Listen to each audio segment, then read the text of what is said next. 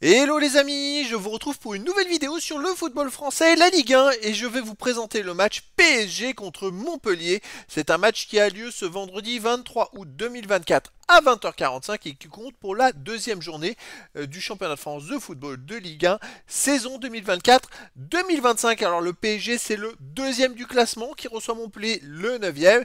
Donc dans cette vidéo on a un peu plus de stats maintenant puisqu'il y a déjà eu une journée, on va revenir sur le classement de la Ligue 1, les meilleurs buteurs et passeurs de Ligue 1, ainsi que tous les résultats et stats de tous les matchs joués par le PSG et Montpellier depuis le début de la saison. Et on terminera par les compositions d'équipe et tactiques éventuelles, ce qui nous permettra d'avoir une idée, une tendance à ce match. Alors pour ceux qui souhaitent voir ce match à la télé, sachez que vous pouvez le voir sur DAZN. Alors donc au classement, on a donc le PSG qui est deuxième du classement. Ils ont 3 points parce qu'ils ont gagné leur premier match 4-1 à l'extérieur. Donc ils ont très bien démarré le championnat. Montpellier est 9e. Ils ont fait un match nul à leur première rencontre, un but partout. On va revenir plus loin sur les scores et résultats. Alors au classement des buteurs, le PSG a quand même marqué 4 buts, mais ils n'ont pas de joueurs qui ont marqué 2 buts. C'est vrai que les 4 buts ont été marqués par Barcola, Dembélé, Ly et N'Golo Muani. Il me semble qu'il y a eu 2 buts sur penalty, quand même, c'est à souligner. Et par contre, il y a un passeur décisif, c'est Joao Neves, qui a 2 passes décisives et qui est premier ex aequo. Pour Montpellier, il n'y a eu qu'un but pour l'instant. Ils n'ont pas vraiment de statistiques, il n'y a que Savanier qui a marqué. Donc voilà, il va falloir voir que ça se décante dans les semaines à venir. Les résultats, toutes compétitions confondues, le PSG, c'est quand même 3 matchs joués. Ils ont joué que 3 matchs. 2 matchs de pré-saison et un match de championnat au Havre où ils ont gagné 4 buts à 1. Ils ont fait une très belle performance au Havre et ils ont commencé très bien cette saison.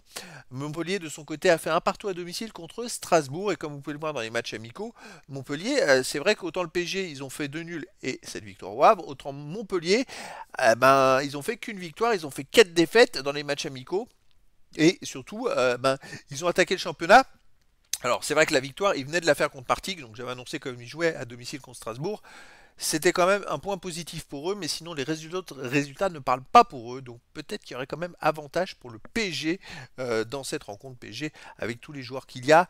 L'équipe qui est quand même assez fantastique. Donc pour moi, avantage pour le PSG contre Montpellier.